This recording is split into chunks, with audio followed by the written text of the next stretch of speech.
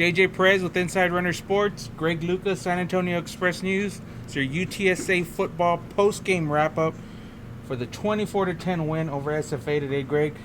Wasn't pretty for the Roadrunners. Not at all, no. It was quite the battle down the stretch, and SFA was in this thing late. What are some of your thoughts here? Yeah, it felt like in the first half, UTSA got up 17-0, and Yep.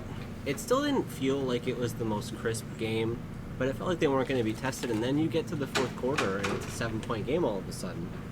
And the way SFA was able to hit some of these deep balls, it was like, well, if they hit one or two of those, they could actually make a game of this. Watch out, right? But then Frank Harris ran for the touchdown, and at that point, they'd have to hit 2 home runs, basically. They didn't have a lot of time left, so at that point it became more comfortable, but there was the game they didn't have the same. The coaches talked about the energy. Yes. One of the things I wrote about is that Coach Traylor brought the scout team out here, and there was like 100 guys. Yeah. Like a lot of duplicate jersey numbers, a lot of guys without nameplates, but they were supposed to be able to bring that energy, and it just kind of didn't happen. I guess in the second half they said it got better. I still never really felt that spark that you might like that we saw last week, even when they were out in the 100-degree heat, and there was just a different energy to that game that wasn't here. And I don't know, what did you think of the environment? I think that was let's stay right there with the environment. 66-11 was the announced attendance. There was maybe half that. It's hard for us to see. Half seems strong. Yeah, what was above us in the upper deck. The upper deck on this side of the stadium was open. You could see the 3 sides there were closed. Yeah. And it was just, this is a cavernous place to begin with. So when there's not a lot of folks in here, it has that feel of emptiness. But when you have people wearing masks and the seats are taped off, so you're social distance. It's really strange, and I wrote that too. That to me, at one point I looked at you and I said, "This may be the strangest sporting event I've ever been to." Right, and it was like there were some games last year where the attendance got pretty dismal down the stretch, but it was just not. Even then, it's totally different from the energy, I think. And it's like you have to think about, if you put 3,000 people in the convo, even. Yeah. They're right on the action, and they're all around each other, and there's that energy to it, and it can get pretty loud in something like that.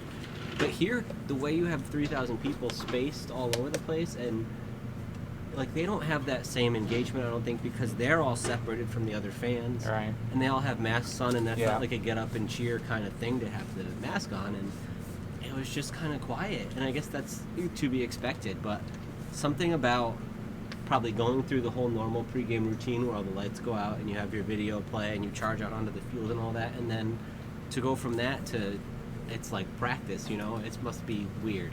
Jeff Traylor said that caught him off guard a couple of times. The band's playing, the music's blasting, and then all of a sudden it just stops, and there's you could hear the people above us clear as day, 2 levels, and it's just odd. Yeah, and it's so weird that in that environment that they would have the 4 false starts that they had today, and there was a couple other miscues. They dropped some passes and a couple turnovers, and after such a clean game in the opener, to have that happen on offense was weird, especially in this environment. Do you think? And they talked about it a little bit this past week. Was there a little cheese eating going on this week? There was a lot of attention on UTSA after last week. Yeah, and I think you combine it with the fact that it's probably easy to look at this team and think that you're going to beat them because it's an FCS team. And I know Traylor told us the story a couple times of 38 in the last 5 years. FBS teams have lost to FCS teams, and they didn't want to be number 39. And you try all that stuff, but maybe you just get here and you just feel like you can kind of cruise through this one. And for a while, it looked like they could get away with it, right? Because they were still winning, and they did get away with it. Yeah. They won by 14 points. So I don't want to be too doom and gloom about it, but there was a lot of causes for concern. Like, for instance, last week they were so dominant on the line of scrimmage before fatigue really set in. In this game, it just felt like the line of scrimmage was 50-50. I don't know if it's because they were up against a spread team that there was a lot of, maybe cut blocking going on and a lot of screen game, and the guys didn't really feel like they could pin their ears back and rush the passer. Right. But even on offense, it wasn't like they were blowing them off the ball. Until Sincere McCormick broke that play late, he had something in the range of, 15 carries for 50 yards, something not good. Average-wise. Yeah. Obviously, he was still productive. And the offense just seemed to get bailed out by Frank Harris making these plays. The first drive, he finds Cephas for 30-something yards, finds Dingle for 22, maybe. And then the only other play that went for more than 25 was the curl route to Sticks that he broke up the sideline. And they just were throwing all these screen passes, and it just felt like it just didn't get going. A ton of zone read stuff. We saw Frank kind of I mean, and let's stay right there with Frank Harris. Another big game from him on the ground. Yeah. Like you mentioned, they didn't throw the ball down the field a ton, but him and Cephas had a pretty good rapport today. Cephas with a monster game. Probably should have had 2 touchdowns if Frank doesn't miss them down here in the end zone. And are they still kind of limited, you think, with the playbook? It seems like it. Yeah, I don't know how well they're executing the stuff that's in there. Right, to begin with, yeah. Because at a certain point, it's like, well, the guys aren't getting open in a lot of cases. That's a problem, too. But we saw Frank miss a couple of open receivers today as well. And he made some pretty good downfield throws. I don't want to say he was all bad, but I don't know. It just seems like they don't. Maybe they're just going to be limited on offense. And the scary thing is, if you need Frank Harris to run the ball 17 times to beat Stephen F. Austin, that's the kind of thing you'd like to see for some important conference game or whatever, where you're like just going all out and you don't care. If he has to run that much to beat everybody, he's going to get banged up through the season, and I don't think he's going to hold up well. We saw him take a big shot in the fourth quarter, and I think it worried Jeff Traylor enough to where we saw Lowell kind of get in there towards the end to eat some clock in the run game. Yeah, if they know you're going to run it and you know you're going to run it and you have a running quarterback with the package that you've worked on, that seems fine, but because you would have had Frank Harris going up 22 carries or whatever if it ended up being. Or Sincere McCormick, who Traylor also mentioned he thought was still fatigued from last week. And then because Brendan Brady got hurt, then Brendan Brady got hurt, which he did come back on street clothes. I don't think it was real serious, but he had a boot or something. Yeah, a boot on his leg. Daily Traylor, safety. I mean, those are two key guys. And to me, a win in this game is, 1, getting out of here with the win, and 2, being healthy and trying to build some momentum to the next game. I don't know if they checked all 3 of those boxes today. Yeah, I don't think they played their best, and I don't think that they're 100% healthy, and I don't know how much momentum they have going forward. I feel like lots of room for improvement. Last week was better than this year. Right, lots of room for improvement. Let's talk about the Memphis game. Got canceled somewhere between Thursday and today, and we kind of picked up some wind on that pregame today. And I mean, you did. I don't know anything. But well, sure. Yeah. And then it dropped in postgame that Middle Tennessee's coming to town, and that's pretty interesting last-minute change to the schedule. Yeah, we're keeping an eye on Memphis with all of the different COVID protocols and everything with the amount of positive tests they had. If you go back to Wednesday, Lisa Campos in our interview kind of hinted around it, maybe? Yeah, and I could have swore I saw a report that they were getting back to practice. Yes, like that afternoon. I think we discussed that. So I was going to look into it, tonight or tomorrow and start turning the page to that. But it's already announced, and regardless of whether they could have been ready to go or not, I assume enough guys have been either still in quarantine due to the positive test or still contact tracing or whatever it may be, such that they don't have their roster available to play. So plug in Middle Tennessee, and the interesting thing to me will be to see if it gets regarded as a conference game, because UTSA lost a conference game against Ole Miss, and it's a conference opponent. Yeah. Or not against Ole Miss, against Old Dominion. Old Dominion, yeah. Ole Miss was in the Conference USA or something. But so you're basically swapping those 2 games. And it makes a big difference, because if you look at the schedule, it gets a lot harder if Memphis is the team that you're playing. Yes. But if Middle Tennessee is the team that you're playing, you have a little bit of an opportunity to get another win. And 3-0 start would be huge for them. It'd be massive. I don't think they'd start 3-0 if they were playing Memphis, but against Middle Tennessee, maybe it's on the table. It's a short week, but it's a short week for both teams, and UTSA doesn't have to travel here. So I think it's a good spot for the Roadrunners to be in. I mean, it's not optimal the way this particular game played out, but I mean, overall, Jeff Traylor, it's not bad. He's kind of hinted it's not bad to start 2-0, no matter what the circumstances are. Yeah, it's just, did they start last year? They beat Incarnate Word, and everybody felt good about it. And this, kind of had some of that vibe where it was like, you didn't really have to be that crisp or do that much to beat this team on this day, and it didn't. I don't know how much it sets up for a promising season any more than beating Incarnate Word did last year. Right. But you look at the opener, and the opener I still think was a really good showing, and you point to the fatigue factor. So maybe if you get a game where they have that energy because they understand what the environment's going to be like, and they've already gotten past that fatigue factor, and then the system continues to grow through the year, we could see them evolve into a good team, but they're not there yet.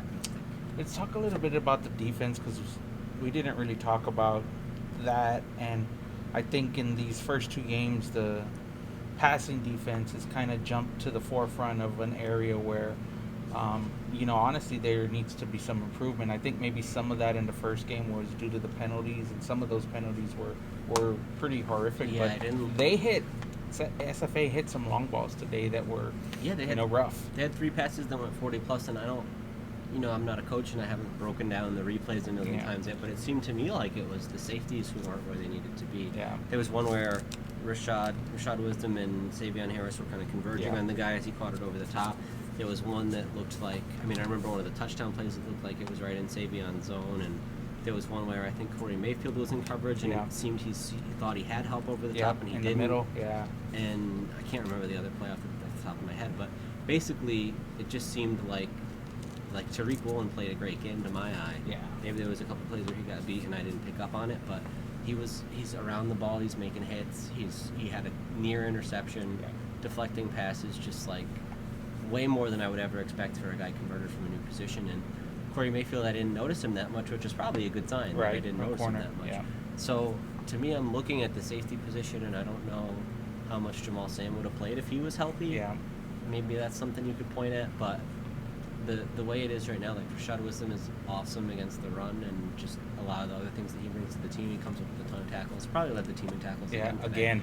But it's sometimes those pass coverage is not his strongest area. It seems like at this point. So it seems like it was a tough matchup with this kind of spread offense. I don't know if that's a good matchup for this defense, or they just don't have enough installed to defend that type of offense. But the film's out now. The secret's out. So, I just don't know how well prepared they were. Do you remember the screenplay where they converted the 3rd and 23? Yeah. The UTSA did this last week, where they lined 6 guys up at the line of scrimmage, and they play 5 guys just straight across. 15 yards back. Yeah. And I guess they think they just keep everything in front and run to it. But he just zoomed SFA down the has sideline. 2 receivers and has 3 receivers bunched to one side and can run a tight end out there, and now you're outnumbered all of a sudden, unless you're going to come all the way across the field. One guy takes a bad angle, and suddenly the only guy who can make the tackle is literally the opposite 30 yards corner. down the field. Yeah. And so of course they're going to get a big play on that. Yeah. So I don't really know if this kind of spread concept threw them off. Texas State tries to, or wants to run a lot of the similar kind of spread stuff. Maybe it's totally different, but just the way that the players are online, do you think you'd be able to match up or have people covered? And it just didn't seem like they were in a lot of these cases. I don't know. Wanted to ask you, we got some administrative news this week about future contracts and some of the contracts on the books.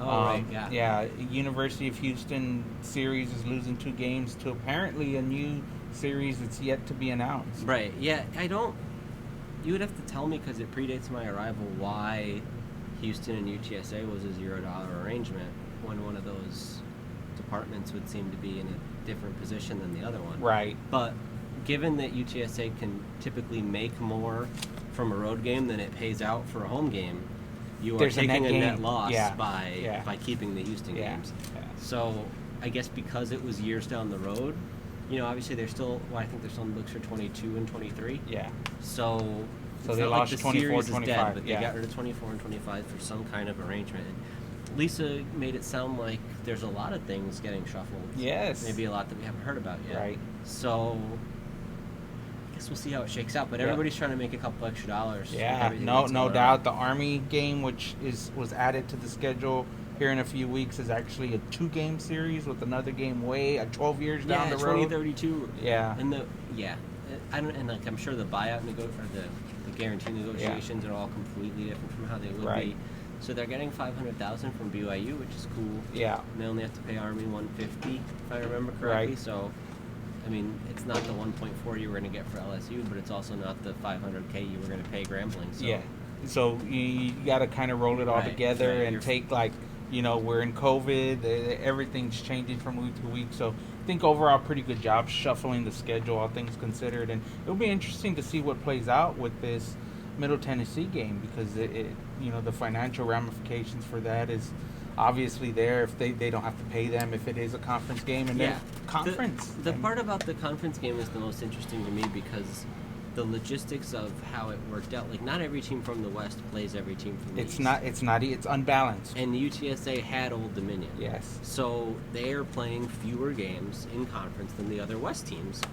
unless you pick up Middle Tennessee, and then maybe you're not. But I don't know if they're going to count it or not. So I mean, I'd guess that it would be. It's why wouldn't it? Well, in other sports, I don't know if it's happened in football. Maybe it has, but they've scheduled conference foes as non-conference games just for the ease of filling the scheduling. Yeah. So it wouldn't be unprecedented. I mean, everything's unprecedented now, I guess, but it wouldn't be insane for them to play that as a non-conference game and have it not count in the standings. More to come. More to come, I guess. Lisa Campos' direct quote after the game today. Anything else, Greg? Anything else jump out about you for today? Opened the 10th season for the Roadrunners, and just like we talked about, just an eerie vibe here. And I mean, that was the biggest thing, the atmosphere, and it's hard to replicate, real game atmosphere with the situation here. Yeah, I feel like we went through all the different position groups. We talked about Memphis, we talked about the Alamo Dome, and I think we covered a lot of it. It was certainly a weird day. Like even seeing the band just like all spaced out in the end zone. I know Texas State did the same thing, but it's just not normal to not have them on the field before the game and at halftime and all that stuff. So just get used to it, I guess. Yep. We should all be happy that. Oh, you know what? The one thing I do want to say, and I as the guy who is writing every time something goes wrong, it's worth noting that they had 6 tests in a row where they haven't had any positives. 2 straight weeks apparently of 0 positive COVID tests. And I'm going through the roster and trying to see who's out there and who's not. There's not a lot of guys. There's no unexpected absences. Right. It's the same guys from last week, and even those guys are supposedly cleared, but just not game ready yet. So I don't know who could be batting a better average than that in terms of handling this whole COVID situation. But the Roadrunners deserve credit. Right, as much as could go wrong, really hasn't for UTSA so far. Yeah, I mean, how many games have been postponed?